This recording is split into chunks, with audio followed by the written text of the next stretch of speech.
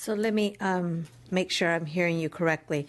It is not a benefit to the community from a financial perspective. You're not saying that the program isn't a good program and eventually could benefit the community if is it 120 days before they get Yes. re-entered into the community? At the end. So you're not saying that this isn't, you didn't look at it through the lens to say this isn't a good program as far as if an individual goes through this program and is able to successfully stay in the program, that as they re-enter into the community, you didn't look at it from that perspective. You looked at it from a financial perspective. Is that correct, or did I hear you correct? Yeah, I think what we were looking at is there's a range of people who are involved in this program, a range of people meaning based on their risk level, and that many people could find some benefit from the programs that are offered through the male community reentry programs. That said, due to the fact that it is not targeted at the higher risk offenders and the limitations, the fact that the legislature has to prioritize its spending on rehabilitative programs, a program that is this costly while still having some offenders who might be lower risk or would not benefit from the program in terms of avoiding future crimes they may commit, that there might be other ways the legislature could prioritize rehabilitative programming that could provide beneficial rehabilitative programming while also keeping the priority of reducing recidivism in mind. Thank you for that. And so having said that, thank you for that explanation from your perspective. We know that yesterday an inmate walked away from a facility. And so I would like to understand, have him saying that they're not high offenders or high risk. How do we look at the situation that happened yesterday? I mean, I think that, the community hears that someone walked away. If they're not a high risk, how do we interpret what happened yesterday? So to go back to the and then what are we doing to make sure it doesn't happen? Absolutely. So for the matter about the risk level of the participants that are in our program, of the 424 participants that have been referred to the program, we ran our California Static Risk Assessment, which is our risk to reoffend. 77.8% are moderate to high risk to reoffend. So the population that we have served, 77, nearly 78%, were at that moderate to high risk level. In terms of the walkaway that we had over the weekend, since the inception of the MCRP program in April of 2015, of the 424 participants, we've had 4 walkaways, 2 in 2015 and 2 in this current 2016. What are we doing in terms of how do we prevent that? I can kind of give you some of the anecdotal reasons why a participant would walk away. When they are there participating in a program, they are also on electronic monitoring. So when they go out to the community for a scheduled appointment that is fully vetted through the parole agent that's on site, that the program provider, as well as the correctional counselor, they staff the pass and they make the approval, and they are allowed for that time frame in the community. Also, when they do return back to the program, they are given a breathalyzer, and there's random drug testing. So what we've seen in these instances, they may have come up with a dirty drug and they're afraid that they're going to go back to prison and they will walk away. And in this instance, that's what's happened. So what do we do in terms of to prevent that? We certainly want to get them engaged and get them in programs that are of their interest and of their needs, demonstrating the needs that they have in the community. We have the electronic monitoring that they all are required to wear 24/7. Their social passes or their participant passes in the community are all fully vetted and approved prior to release. To go out, they're either supervised or they go out to an appointment. We have cameras on site. We have contract monitors that monitor the entrance to our programs, and then we also, again, like we said, we case conference. Even if we had a participant that had came up with drinking alcohol in the community, we're not going to automatically return them back to prison. That will be fully vetted through our counseling staff and our clinical staff that are there, that are on contract, as well as with our CDC staff. So in this case, when when we have a walkaway, we initiate our emergency protocols immediately. We notify our Office of Correctional Safety. Our parole agents will be dispatched to the location. We notify local law enforcement, and we do everything that we can to be out there to do all our investigative measures to get them back into custody. And so that is not the common practice. Like I said, we've had 2 last in 2015 and 2 in 2016. I will open it up for any questions from the committee. No questions. Thank you. Oh, yes, please. Lizzie Perrin, Department of Finance again. I just wanted to add, the department already portrayed with the percentage of the higher risk population that obviously higher risk offenders are not precluded from this program. The intent of the program is to provide the opportunity for reentry services regardless of the offender's level of risk. And I just wanted to add that CDCR already has specific reentry programming that targets higher risk populations and will continue to redirect resources toward that effort. We will now go to public comment. Any public comment on this one? Okay, we will move to issue number 5 at this time.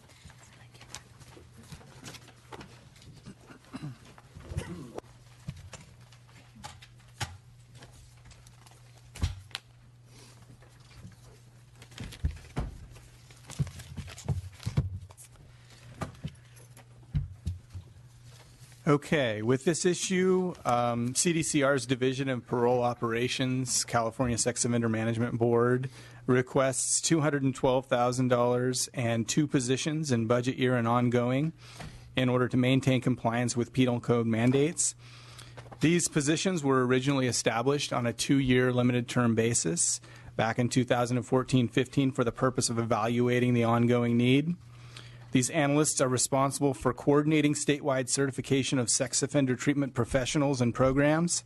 These individuals are also responsible for coordination and support of all state-authorized risk assessment tool for sex offenders, also referred to as SRATSO, instrument training of scorers and certified trainers.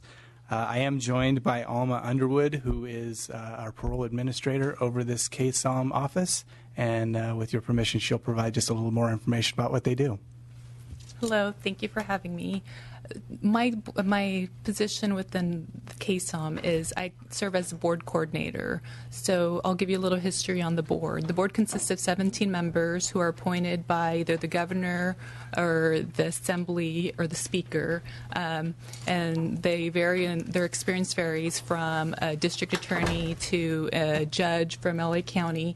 And what they do, their goal is to identify issues that affect sex offenders and identify ways to effectively manage them and then provide treatment.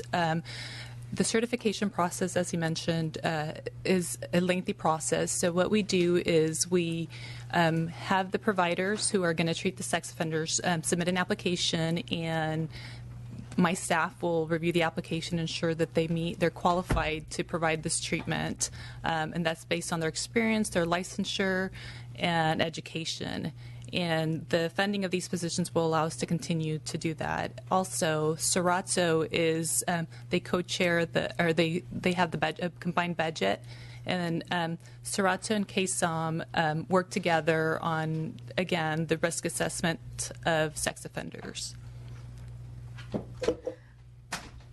Department of Finance. Rachel Marine, Department of Finance. I just want to note that these are 2 limited term positions that are set to expire at the end of this year. So this funding will continue those positions for the next 2 years, and they're needed to carry out the statutory mandates of the California Sex Offender Management Board. Jonathan Peterson, Legislative Analyst's Office. We don't have any concerns with the governor's proposal. Thank you. Any questions from the committee members?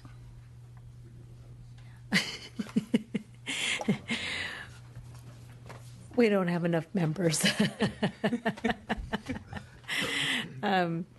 But we will vote on this at the next opportunity to vote on it. So thank you. So we'll now move to item number 6, enhance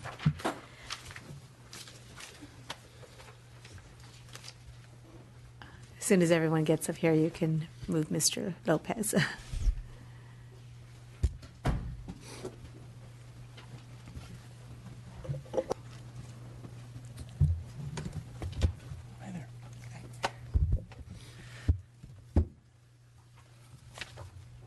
Okay, with this issue, CDCR requests $7.9 million and 50.5 positions in budget year to continue the efforts of the enhanced drug and contraband interdiction efforts.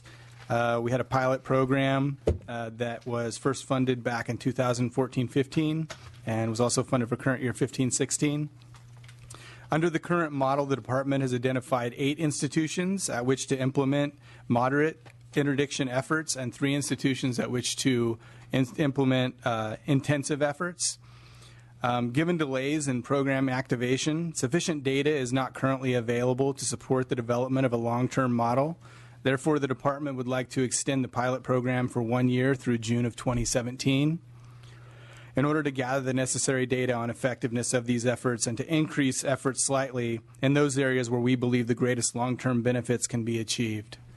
And I'm joined by Connie Gibson, who is an associate director within our Division of Adult Institutions and responsible for oversight of this program. If I could just give Yes. you a brief update as to where we stand today. So upon receiving the funding, the department has implemented the contraband and drug interdiction strategies at the 11 designated prisons. That implementation took some time. It was staggered, and I think that's key to understanding because of procurement processes, hiring processes, but also the interdiction strategies that we introduced were new to our visitors, they were new to our staff, and we had to go out and educate, go and meet with visitors, inmate family councils, go meet with our bargaining units, go meet with staff. And so we wanted to do it right. So we didn't say, let's go in and do all 11 prisons at one time. The department elected to say, we're going to do 2 prisons a month. And through that strategy, it took us, once we procured all of our necessary equipment, it took us roughly 6 to 7 months to get all 11 prisons up, with the last 2 prisons coming online in April of 2015. So we're asking for the time to have sufficient data. We've entered into an agreement with the Public Policy Institute of California, who's very excited to do an analysis and an evaluation of our program. And what we hope to get out of that evaluation is tell us what strategies are working the best. We recognize as a department, I think we all can agree, that when we talk about rehabilitation, the environment has to be there for an inmate to be able to participate in that.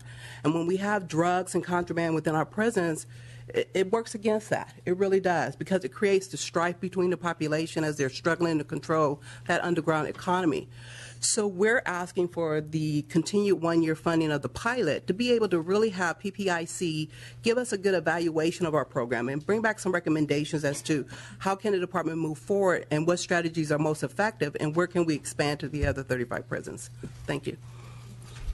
Department of Finance, please. Kia Cha, Department of Finance.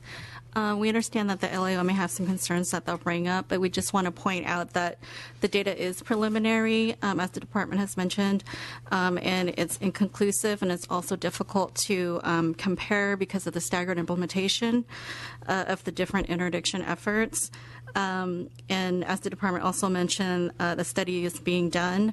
So we believe that using the limited data available to make a permanent decision is premature, and that it's important to analyze the report by PPIC before making any long-term decisions. LAO. So I think before, we do have some concerns, as the Department of Finance mentioned, but before I talk about those, I think it's important to highlight what the goals of this program are. So there's a couple of key goals. One is reducing drug use among the inmate population, and another is to increase institutional security. And by reducing the drug trafficking, it should have the effect of reducing violence and reducing the number of lockdowns where inmates are kept in their cells in order to lock down the facility and increase security. So we would agree that it is sort of premature at this time to make permanent decisions about this program because the comprehensive analysis has not been completed yet. However, the preliminary data that we're looking at from the department suggests that the program may not be achieving its desired outcomes. In fact, when you look at the preliminary data on drug use, if you compare the baseline of where we were before the interventions were implemented to the second 6 months following the beginning of the implementation, that drug use has actually increased slightly overall on a statewide basis. It's up about 1.5%. In terms of the violence in prisons, it is true that the violence has decreased from 2013-14, the year preceding the pilot, to 2014-15. However, when you break that data out, the majority of that reduction occurs in prisons that don't have interventions. And the prisons that did receive interventions actually saw a slight uptick in the number of violent incidents. In addition to that, while the number of lockdowns in prisons has decreased overall, the percentage decline is actually greater in prisons that did not get interventions. So for that reason, the preliminary data is not encouraging. However, I would note that there is a component of the proposal related to drug testing, which does appear to be increasing the number of inmates who are apprehended for using drugs. And that's advantageous because you can then target those inmates for drug treatment services. So with that in mind, our recommendation here is to extend for 1 additional year the funding for drug treatment and to reject the remainder of that proposal, given the preliminary data, which is not encouraging. We think it makes sense to hold off on extending those intervention strategies. We would also recommend that you direct the department to complete their comprehensive analysis to accelerate their timeline so that analysis is prepared in time for the 2017-18 budget, so you can incorporate the findings in determining whether or not to extend this program and how to extend this program if it is in fact achieving some results. Thank you. So yes, I was going to ask you if you could address the request that he's asking. I believe you're asking for a 1-year extension. That's correct. And you, if I'm hearing you correctly, that you're bringing a partner in to so can you address what they're asking? Yes. So that when we do move this forward to take a vote, it's very clear? Yes. Thank you. The department just recently entered into the data sharing agreement with PPIC. And so they are very much now, they still have to scrub our data, review it, and they're going to provide us by June of 2016 a high-level overview of our program looking at institution base. The further plan is that by spring, April of 2017, they will have their final report to us. So what I am going to ask is come back with complete details before we vote on this, since there seems to be a bit of a different view on how we should move forward with this. And I think this is a very hot issue right now. People are, I was at another meeting and they're talking about how drugs and other illegal things are getting into prisons. And so I don't want to move it forward without really understanding from my colleagues as well exactly where we need to move forward on this. So, and I'm more than happy offline to have a conversation with all of you about this issue so that we're very clear on where we're going before it comes to a full vote. Okay. Thank you. Okay, we'll move to the last item, which is, I'm sorry, public comment. Thank you.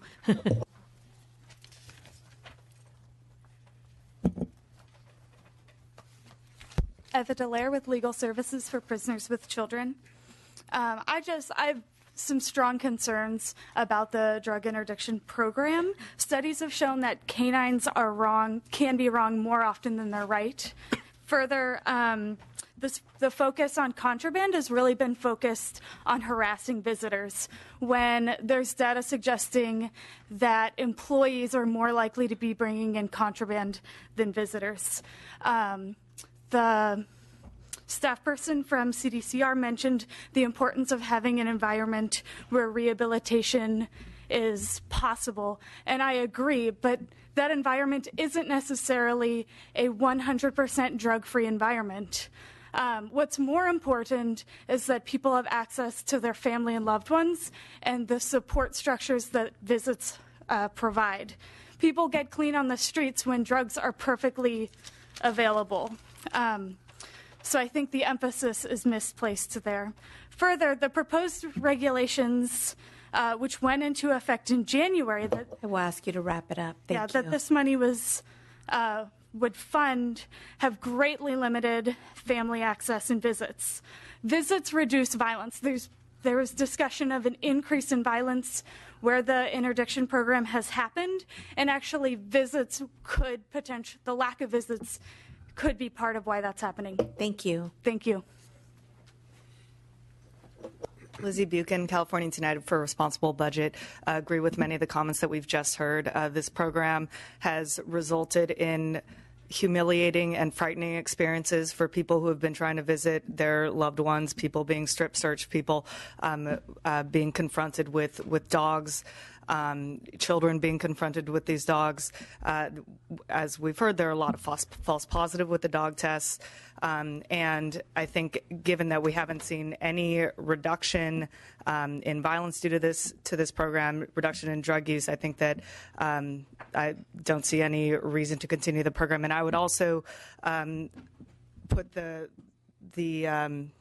issue of the drug testing in context that we haven't seen any reduction in drug use, that using drug testing as a positive results as rationale to continue that program seems misguided to me. It seems like the purpose of that program would be to increase safety in the institution, and there's no evidence that it does so. Thank you. Thank you. I think we're concluded with that item, that issue. So we'll move to issue 7, substance use disorder treatment expansion.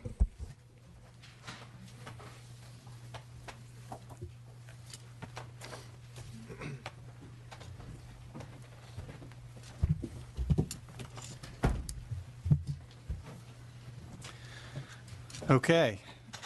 This issue involves the department's request to expand our substance use disorder treatment programming to our remaining 11 non-reentry hub institutions.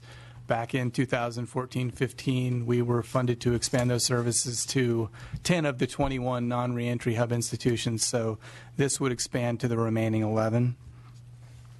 According to a 2014 annual report produced by CDCR's Office of Research, offenders who receive in-prison substance use disorder treatment and completed aftercare had the lowest recidivism rate among all offenders at 20.9%. According to this same study, offenders who received neither in-prison treatment nor aftercare had a recidivism rate of about 55.6%. This expansion would allow the department to more effectively meet the needs of the offenders we serve, ultimately increasing the likelihood of their successful reintegration into the communities. I'm joined by Kevin Hoffman of our Division of Rehabilitative Programs, and he can answer any questions the committee might have about the proposal.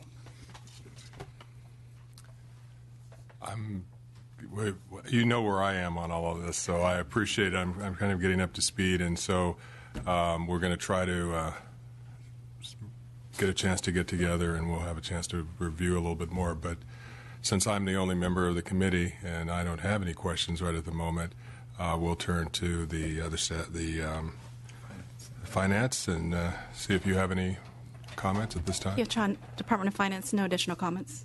Okay. LAO. Jonathan Peterson with the Legislative Analyst's Office. We don't have any concerns with the governor's proposal. Okay. That's helpful. Public comment?